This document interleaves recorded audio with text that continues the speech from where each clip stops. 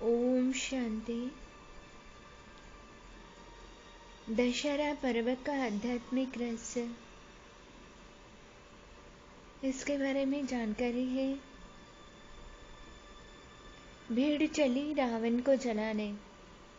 तब रावण ने कहा, रुको, तुम में से जो खुद को राम समझे वो आए और आकर मुझे जलाए। उस भीड़ में सब एक दूसरे को देखने लगे कि कौन जाए रावण को जलाने। कहा जाता है कि विष्णु के 7वें अवतार श्री रामचंद्र जी ने 10 सिर वाले रावण का वध किया था और सारा राज्य उनके छोटे भाई विभीषण को सौंप दिया था। अब 10 सिर वाला व्यक्ति इस दुनिया में कैसे रह सकता है? न तो ठीक से चल सकता है, न खा सकता है और न पी सकता है। अब 10 सिर के साथ 10 हाथ भी हो, 10 पैर भी हो, तब तो कुछ बात बने। लेकिन 10 सिर वाला रावण कैसे हो सकता है?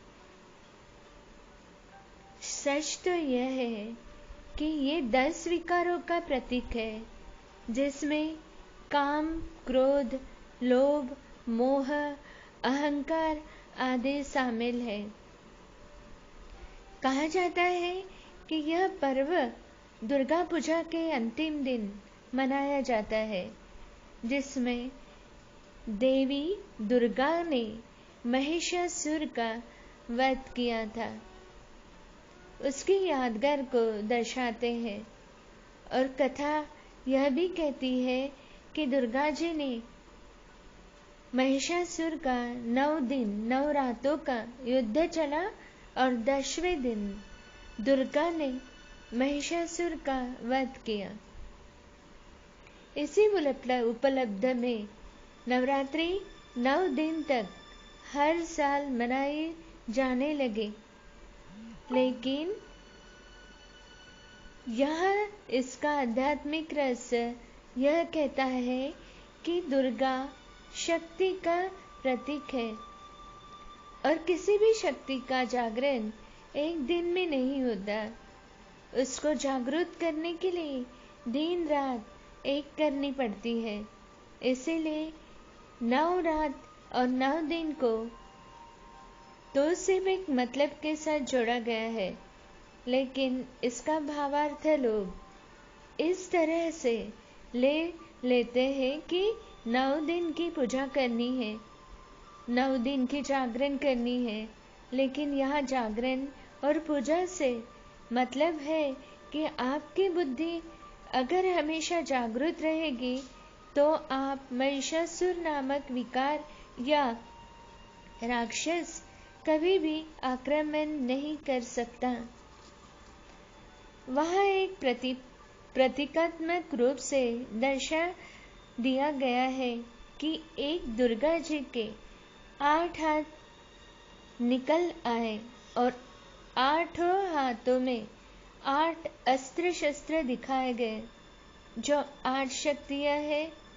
और जब ये शक्तियाँ जागृत हो जाती है तो हम सभी के अंदर के हर एक विकार को नष्ट कर सकते हैं। यह हर एक स्त्री और हर एक पुरुष की कहानी है। जब हमारी 8 शक्तियाँ जागृत हो जाती है तो हम अपने 10 विकारों की जीत लेते हैं। और 10 विकारों को जितना माना दशहरा मनाना, माना 10 को हराना। इसीलिए नवरात्रि के 10वें दिन दशहरा का पर्व मनाया जाता है।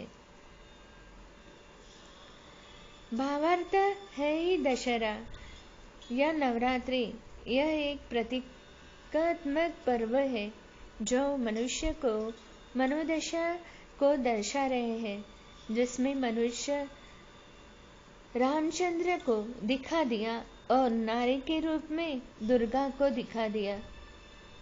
जब किसी समाज को हमें किसी के सामने रखना होता है तो समाज के हर व्यक्ति का हम प्रतीकात्मक रूप से उदाहरण देकर बताते हैं कि हम सभी आत्मा राम की कहानी है, जो सभी 10 विकारों रूपी रावण काम, क्रोध, लोभ, मोह, अहंकार, ईर्ष्या, घृणा, निंदा, आलस्य और भय से ग्रस्त है। इस प्रकार राम ने 9 दिन रावण को मारने से पहले जाग करके अपनी शक्तियों को जगाया, तब जाकर रावण पर विजय पाई। वैसे ही हमको दिन रात जाग करके माना जागृति से अपने विकारों को जीतना पड़ेगा, तब जाकर हम सच्चा दशहरा और सच्ची नवरात्रि मना पाएंगे। इसीलिए इसका आध्यात्मिक रहस्य जानना बहुत जरूरी है। नहीं तो हम बस ऐसे ही काम उतारने के लिए त्योहारों को मनाते जा रहे हैं, उसका मतलब जानने की कोशिश नहीं कर रहे हैं। जब हमको पता चलेगा कि असलियत ये है तो बहुत दूर और देर हो गई होगी। ये हम सभी आत्मा राम की कहानी है। इसीलिए खुद को जानो, खुदा को पहचानो और त्योहार के साथ न्याय करो। एक बार हर वर्ष की तरह भीड़ रावण को जलाने चली, तब रावण ने कहा, रुकिए, हाँ मैं जलने के लिए तैयार हूँ, पर मेरी एक शर्त है कि मुझे वही जलाए जो स्वयं को राम के समान मर्यादा पुरुषोत्तम समझता हो। इतने में सभी भीड़ में एक दूसरे को देखने लगे।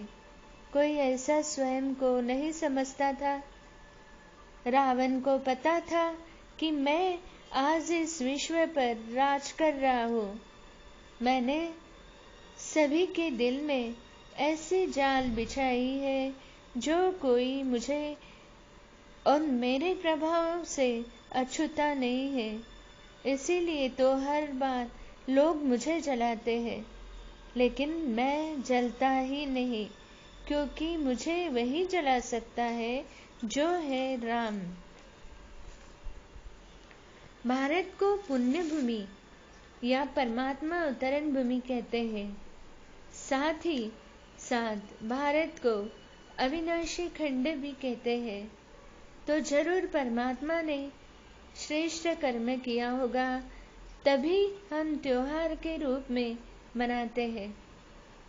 लेकिन आज अज्ञानता के इस युग में हम अपने ईश्वरीय संदेश को भूल गए हैं और रस्म रिवाज के रूप में उसे मनाते लगे हैं। कई लोग तो इनको सामाजिक मनोविनोद का साधन मात्र समझ बैठे हैं। अपनी आध्यात्मिक पृष्ठभूमि से पृथक होकर पाश्चात्य देशों का अनुकरण कर हमें घोर भौतिकता की और तेजी से बढ़ते जा रहे हैं। ऐसे समय में आवश्यक है त्योहारों के आध्यात्मिक संदेश को हम पूर्ण रूपेण हृदयंगम करें। वस्तुतः यह त्योहार माना और माया की मादक नींद से मेषुद और नर नारी के झकझोर कर जगाने के लिए आते हैं। इन त्योहारों में विजयदशमी अर्थात असुरत्व पर देवत्व की विजय का प्रतीक माना जाता है। इसके संबंध में कई सारी पौराणिक कथाएं लिखी गई है। कहते हैं, जब असुरों के अनाचार और अत्याचार से धरा प्रकंपित हो उठी थी, तब देवत्व का लोप हो गया था और मानवता कराह रही थी। तब शक्ति रूपिण माँ ने उनका विनाश किया और देवत्व की पुनः स्थापना की। इसी दिन देव विजयी रावण पर राम ने विजय प्राप्त की, जिससे देवभूमि भारत में पावन सतो प्रधान राम राज्य की स्थापना हुई, जिसका गायन कहते हैं हम आज थकते नहीं हैं।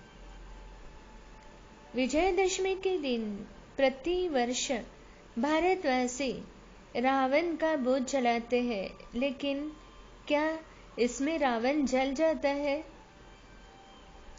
नहीं, वास्तव में इन्हें यह भी पता ही नहीं कि रावण कौन है और उसे कैसे जलाया जा सकता है।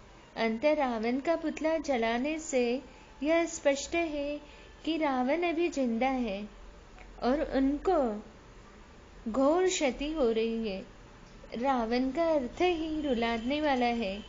रावण मीन्स माया के पंच विकारों का प्रतीक है। भारतीय संस्कृति प्रवृत्ति परक है। पवित्र प्रवृत्ति मार्ग प्रतीक चतुर्भुज विष्णु है। विष्णु श्री लक्ष्मी और श्री नारायण का संयुक्त रूप है। उसी तरह रावण विकारी प्रवृत्ति मार्ग का प्रतीक है। पुरुष के 5 विकार और स्त्री के 5 विकार इस संयुक्त रूप में रावण के 10 शीश है। योग बल से इन विकारों को जलाकर हम सच्चा दशहरा मना सकते हैं। दशहरा का भी अर्थ है पति पत्नी के इन 10 विकारों को हरण होना। दशहरा अर्थात 10 प्लस हारा। रावण और राम युद्ध का इतना गायन है क्योंकि यह एक आध्यात्मिक युद्ध है। रंजनकारी राम, रुलाने वाली माया रावण पर मानव मान्य की विजय दिलाते हैं। रामचरित मानस से भी राम के युद्ध में रावण पर विजय प्राप्त करने के लिए आध्यात्मिक रथ की आवश्यकता बतलाई। आध्यात्मिक युद्ध यानी हमारे अंदर की आध्यात्मिक शक्तियाँ। आध्यात्मिक शक्तियों को लोभ होता है जो कि जीवन के लिए बहुत आवश्यक होती है। इनके अभाव में हम दुखी अशांत होते हैं। 5 विकारों ने हमारी आध्यात्मिक में दुखी और अशांत से मुक्त होने के लिए 5 विकारों ने हमारी आध्यात्मिक शक्तियों को क्षण किया, जिसमें हम अशांत हुए। तो पुनः इन मनोविकारों को जीतने के लिए हमें आध्यात्मिक शक्ति की जरूरत पड़ती है।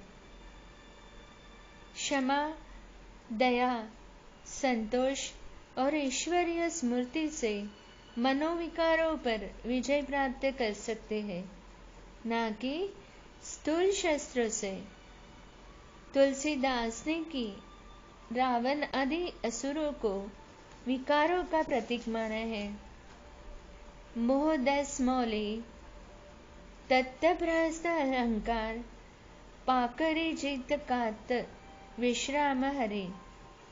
लोभ अधिकाय, मस्तर, मोहतर, दृष्ट, क्रोध, पापिष्ट, बिंबु घातकारी। अर्थात मोह रावण है, अहंकार रूपी उसका भाई कुंभकर्ण है और सुख शांति नष्ट करने वाला काम रूपी मेघनाद है, और लोभ रूपी अतिकाय, मस्तर रूपी दृष्ट मनोहर और क्रोध रूपी महापापी देवांतक है।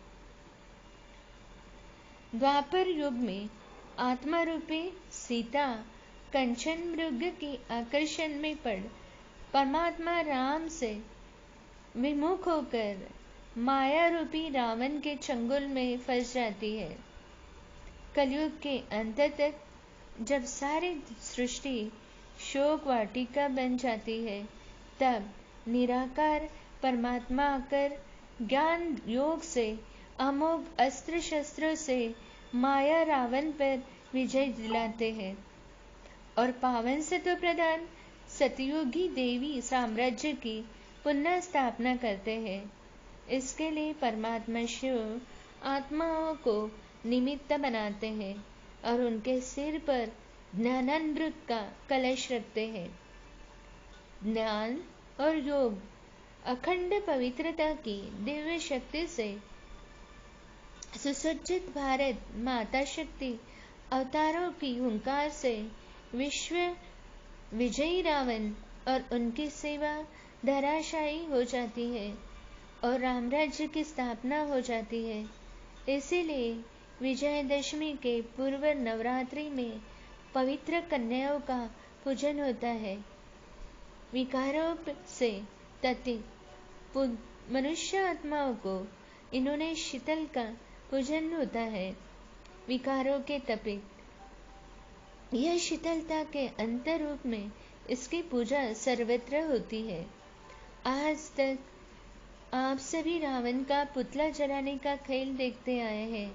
आइए इस विजयदशमी के पावन दिवस पर हम दृढ़ प्रतिज्ञा करें कि परमात्मा शिव की शक्ति सेना में सम्मिलित होकर अपने में विद्यमान मनोविकारों रूपी रावण का शपुल नाश करेंगे और माया की छाया में पल रहे मनुष्य को पूर्ण पवित्रता का ईश्वरीय संदेश सुनाकर रावण की यह माया नगरी पर परमात्मा राम का विजय ध्वज फहरा देंगे।